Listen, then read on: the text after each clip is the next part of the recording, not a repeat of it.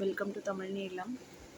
இன்றைக்கி என்ன பார்க்க போகிறோம் அப்படின்னா, வாழ்க்கையில் நம்ம எப்பொழுதுமே ரொம்ப தன்னம்பிக்கையோட தைரியம் நிறைந்ததாக வச்சுக்கணும். உதாரணமாக என்னோடய வாழ்க்கையில் நிறைய கஷ்டங்கள் வந்திருக்கு. அதிலே நான் சூழ்ந்து போயிடுவேன்.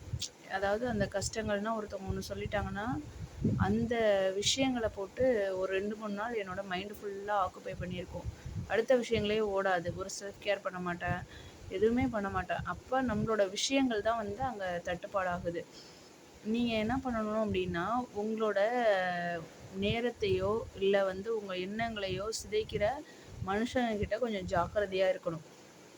எப்படி ஜாக்கிரதையாக இருக்கணும் அப்படின்னா, ஒருத்தவங்க உங்களை ஏதோ ஒரு தப்பான வார்த்தைகளில் உங்களை திட்டாங்க அப்படின்னா, நீங்கள் என்ன பண்ணணும் அப்படின்னா, மனசு அப்போ ஆழ் மனது ஓப்பனில் இருக்குமா. நம்ம திட்டும்போது, அடுத்தவங்க நம்மளை திட்டும்போது ஆழ் மனது நம்மளுக்கு ஓப்பனில் இருக்கும். ஒரு ஆங்க்ரியில் இருக்கும்போது, குளிக்கும்போது, தண்ணி குடிக்கும்போது, உணவு உண்ணும்போது அந்த ஆழ் மனது ஓப்பனில் இருக்கும். அப்போ நிறைய ரெக்கார்ட்ஸ் நல்ல விஷயங்களை நீங்கள் ரெக்கார்ட் பண்ண அது யூனிவர்ஸோட கனெக்ட் ஆகி உங்களுக்கு நல்ல விஷயங்கள்லாம் நடக்கும்.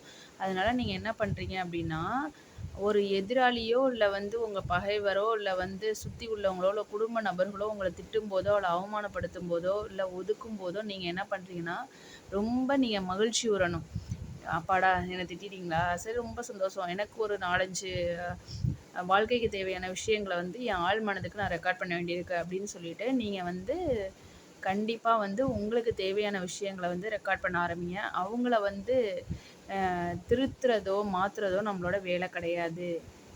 நம்மளுக்கு இருக்கிறது ஒரே வாழ்க்கை. அந்த வாழ்க்கையை தான் நம்ம பார்த்துக்கொள்ளணுமே தவிர அடுத்தவங்கள்ட்ட சண்டை போடுறதுக்கோ இல்லை நிரூபிக்கிறதுக்கோ நமக்கு டைம் கிடையாது. ஒருத்தவங்க நீங்கள் உங்களை தூண்டி விடுறாங்க அப்படின்னா, அவங்க போடுற ஸ்விட்ச் மாதிரின்னு நினச்சிட்டாங்க. அந்த ஸ்விட்ச் போட்டால் எப்படி ஃபேன் ஓடுது, லைட் எரியுதோ அது மாதிரி அவங்க பேசுனா நீங்கள் ரியாக்ட் ஆவீங்க அப்படின்னு தான் அவங்க பேசுகிறதே. அதனால் கண்டிப்பாக ரியாக்ட் ஆகாதீங்க. ரியாக்ட் ஆனீங்கன்னா இப்படி திரும்பி பார்க்குறதுக்குள்ளே ஒரு 10 வருஷம் ஓடிடும் உங்கள் வாழ்க்கையில்.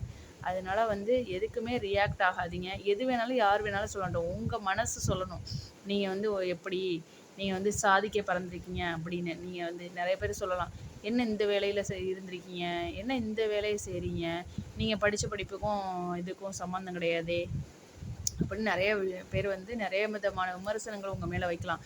ஆனால் உங்கள் மனதுக்கு எது பிடிச்சிருக்குன்னு பாருங்கள். தோல்வியை கண்டு துவண்டு போயிடாதீங்க. முதல்ல மனசை ரொம்ப சாந்தமாக மகிழ்ச்சியாக வச்சுக்கிறதுக்கு அதிகாலை நேரத்தில் முதல்ல எந்திரிங்க. அதிகாலை நேரத்தில்னா நீங்கள் எப்பொழுதும் 7 மணிக்கு எந்திரிக்கீங்க அப்படின்னா ஒரு 6 மணி 5 மணி இது மாதிரி ரொட்டீனாக நீங்கள் எழுந்திரிக்க உங்களோட பயாலஜிக்கல் கிளாக் ஆட்டோமேட்டிக்காக உங்களை 5 மணிக்கு எழுப்பி விட்டுரும். ஆரம்பத்தில் ரொம்ப சிரமமாக இருக்கும். போர்வை பற்றி தூங்கிட்டே இருப்போம். ஆனால் எழுதுறதுக்கு நம்ம மனசு வராது. அதனால் எழுந்திரிச்ச உடனே ப்ரஷ் பண்ணிடுங்க. நல்லா ப்ரஷ் பண்ணிட்டீங்க அப்படின்னா ஃபோனை தூரத்தில் வச்சு அலாரம் வச்சிங்கன்னா நடந்து போகும்போதே நம்மளுக்கு தூக்கம் கலையும். நம்ம அதுக்கப்புறம் அதிகாலையில் எழுந்திரிக்கும் போது உங்களுக்கு என்னென்னா டைம் நிறையா கிடைக்கும்.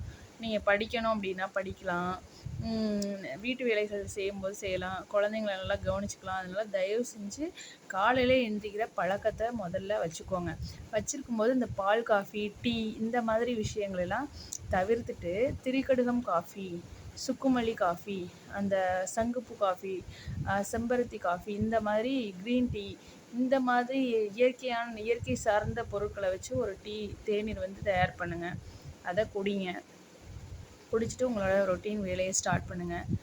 முடிஞ்சால் வீட்டுக்கு பக்கத்தில் இடம் இருந்துச்சுன்னா செடிகளை வளருங்க. அதே மாதிரி ஒரு பறவைக்கு தீனி இடுங்க. ஒரு நெல்லோ அரிசியோ வீட்டில் இருந்துச்சுன்னா அது வெளியில் வாசலில் வைங்க, கொஞ்சம் தண்ணி வைங்க. அதே மாதிரி பெட்ஸு, நாய் நீங்கள் வீட்டிலே வளர்க்கலனாலும் தெரு நாய்கள் வரும் இல்லையா, மீந்து நம்ம வீட்டில் கிடக்கிற சாதத்தை கூட அதை நல்ல ஒரு பழைய பாத்திரம் இருந்தால் கூட நல்லா விளக்கி தூய்மை பண்ணிவிட்டு அந்த சாதத்தை நாய்களுக்கு வைக்கலாம். ஒருத்தவங்களுக்கு உணவளிக்கும் போது உங்களுக்கு நிறைய காசு இருந்துச்சு அப்படின்னா மனிதர்களுக்கு இல்லாத மனிதர்களுக்கு உதவி பண்ணுங்கள். காசோ பணமோ பொருளோ இல்லை ஒரு கைடன்ஸோ, ஒரு 4 பிள்ளைங்களுக்கு டியூஷன் சொல்லித்தரது, எல்லாமே ஒரு உதவி தான். அதில் நீங்கள் மனநிறைவடையலாம். ரொம்ப ஸ்ட்ரெஸ்லேயே இருக்காதீங்க. நிகழ்காலத்தில் வாழுங்க. பாஸ்ட்டை மறந்துடுங்க ஃப்ரெண்ட்ஸ். கண்டிப்பாக ஜெயிக்கலாம். ஒரு வீடியோலையும் உங்களுக்கு சொல்கிறேன், எப்படிலாம் நம்ம மைண்டை வச்சுட்டா இப்படிலாம் பீஸ்ஃபுல்லாக இருக்கலாம்னு சொல்கிறேன். Bye friends. தமிழ் நீ இல்லாமல் சப்ஸ்கிரைப் பண்ணிக்கோங்க, லைக் பண்ணிக்கோங்க. நன்றி, வணக்கம். அனைவரும் வந்து சாந்தமாக அமைதியாக வாழ்க்கையில் சந்தோஷத்தோட வெற்றியோட ஆரோக்கியத்தோட மனநிறைவோட இருக்கணும்னு வாழ்த்துறேன். நான் இறைவனை வேண்டிக்கிறேன். நன்றி ஃப்ரெண்ட்ஸ். பாய்.